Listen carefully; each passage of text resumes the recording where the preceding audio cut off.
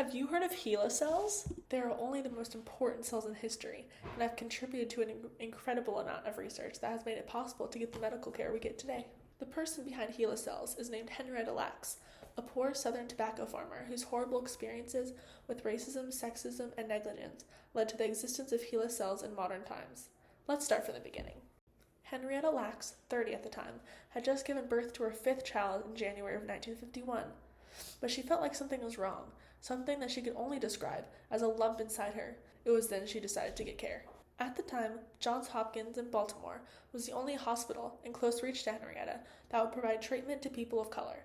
There, after she had to constantly fight to be cared for and recognized, they diagnosed her with severe cervical cancer.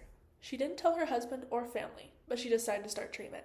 At the time, this was radiant therapy, and during her first treatment, sedated, the surgeon took a sample of her cells from her tumor. At the time, consent was not asked for or even needed to take samples, and unconsented samples were actually taken quite often. They placed her cell sample into a petri dish and labeled it HeLa.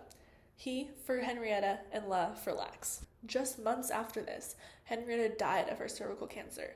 Neither her or her family knew it was taken from her. Now, when they took a sample of her cells, they thought that just like any other sample, they would multiply a few times and then die. But not Henrietta. Her cells reproduced an entire generation in 24 hours and never stopped. Henrietta's cells were the first immortal cells to ever grow in a laboratory. Her cells were mass-produced and sold to people all around the world to do research. But even by the early 2000s, nobody knew who she was, and nobody even knew her real name. As for her family, they only found out 25 years after Henrietta's passing. Scientists began doing research on them for what they thought was cancer tests, but was actually to learn more about HeLa cells. Again, not true consent. It wasn't until 2010, when this book was written, that anybody knew pretty much anything about Henrietta and her family, as well as her actual experience.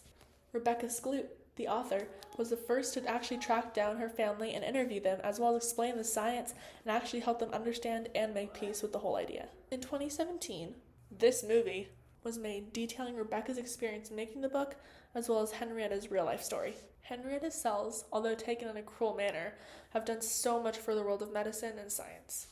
They helped test and invent the polio vaccine, chemotherapy, cloning, and gene mapping.